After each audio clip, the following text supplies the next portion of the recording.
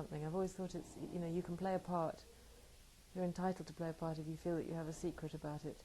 And I feel that he has a secret about this story. How do you think that this story, touches people today? How is it relevant, do you think? Well, I think, for me it's a film about family, really, and how to create a family when you've lost one, and how you're entitled, how you can learn to put down new roots when you're essentially a rootless person, and you are allowed to go and claim a new city and make that home. And I think we've got a lot of displaced persons, not just, there's the whole Jewish question, but then I think non-Jewish people also feel a sense of displacement in modern times, people who arrive in strange cities, and I think it's having the courage to say, okay, well, maybe my family isn't the be-all and end-all, and I want a new one, or whatever. And the connections with people are not just blood. You can have connections that are spiritual, that are about the earth, that are about the soil. You walk, and I can't believe this construction going on. Isn't it terrible? It's annoying me to no end. I can't even believe it, because we're having a lovely chill chat here, and it's making me so angry. But anyway, hopefully we're picking up your voice a lot more than I know it's distracting, but we are getting you, so don't worry about that.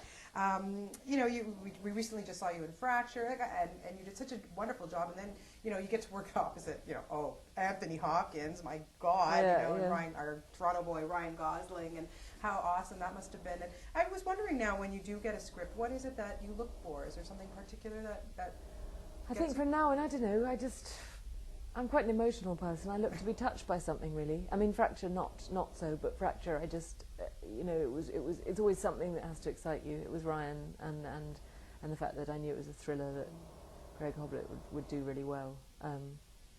But I mean, I didn't feel as emotional connection with Fracture as I do with this piece. Sure. I mean, when I read Fugitive Pieces, I really wanted this part. I really wanted to be a part of this because I knew it was going to be special. Yeah. And there are wonderful actors in it. Radha has become a great friend, and I just think there are really soulful, wonderful people in this film. And it's not a sort of starry thing. It's just a very good, important piece of work with actors who become a family in it. Yeah. At the end of the day, do you find, even just being from Britain, and because I just find the sensitivities of British actors so much more down to earth, and I think they care more about what's, I don't know if that's the right thing to say, but it's really all about the work. It's not all about how many people can put me in their tabloids or in their paparazzi, and I mean, obviously you really care about. You can tell from the work that you've chosen. And also, you don't want to be too out there, because people stop believing in you. You've got to be able to be someone who people can, people know too much about your private life, for instance. How are you going to ever touch them and make them believe that you're suffering? Or if they know that you're going through hell, how are they going to buy into you as a happy-go-lucky creature, or whatever, whatever's going on in your private life. I just think I'd much rather people believed in my characters and got something out of that than... Yeah, it must be tough. I don't know how actors do it. I really don't. But this is a good environment to work in. Robert Lantos is a great producer. And last night we came into Toronto, he did a big dinner for us. It was like a Greek fiesta. We had guitars, everyone sang.